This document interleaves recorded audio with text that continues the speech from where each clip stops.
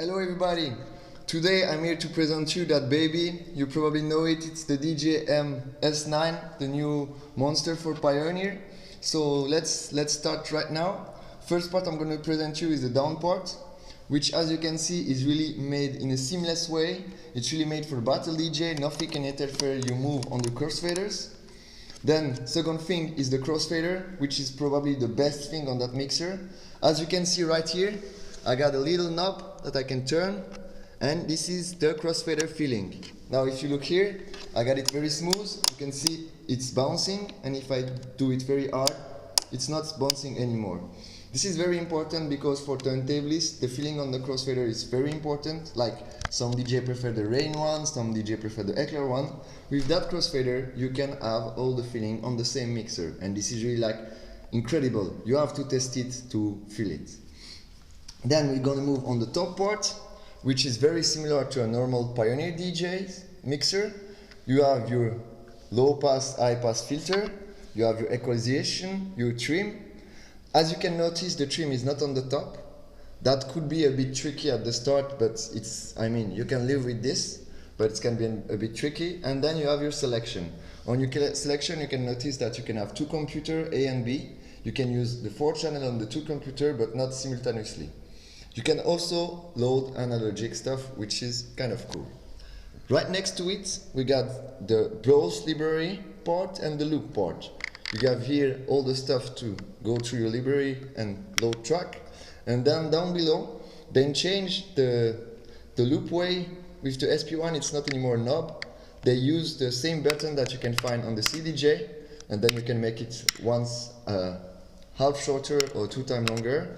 And at the start I was not very confident with that, but with a little practice it's as good as the previous one. Then, what's really new on that table? We move on to the performance pad. As you can notice, you can control your 4 Serato modes: Odd Cue, Roll, Slicers and Samplers. I'm not going to present them as they're kind of a whole in Serato. But what I wanted to show you is that those pads are different modes. If I press 2 times, for example, you can see that I can access my save it flip. I haven't anyone on that track, but anyway. And if I press 3 times, let's do it again. 3 times I can access my cue loop, if I had some cue loop saved. And if I press 4 times, I can access users mode. And this is really something interesting and cool. This is what you can MIDI map. It means that for each of those sections, I got a user modes, meaning I got 4 users modes, and I can MIDI map 4 times 60 pads with any of the Serato functionality. And this is really cool because then you can set up really like this one a cue, this one a sample, etc, etc. So this is really nice because you can then do whatever you want with your setups. Then the last part I'm going to present is the effect part. If you go on the left side, you will recognize your usual Pioneer effect. What is important to know is that in the software, not the Serato software, but in the Pioneer software, you can set up those effects.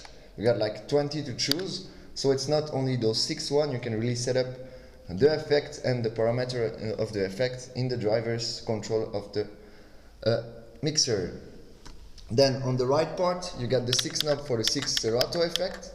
As you can notice, I got a little display that shows me which effect I choose, and the parameter can be set up here.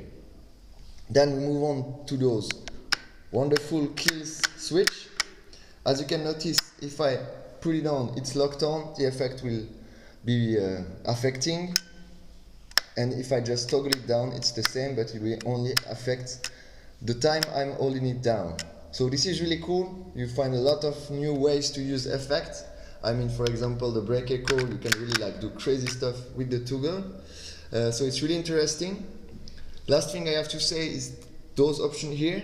As you can see, I can apply my effect on the sampler or on the auxiliary or both of them, which is kind of cool because as you know now everything is bit matched with the software, so I can have an echo on my sampler that will be bit matched with my track, so really can do some crazy stuff. My last word about that mixer will be that I had really a lot of fun testing it. You really had a lot of possibilities. Crossfader is amazing. Only question is how strong is it? How long will it last? Like, we don't know because it's brand new, but knowing Pioneer by reputation, it should be a good war machine that will last.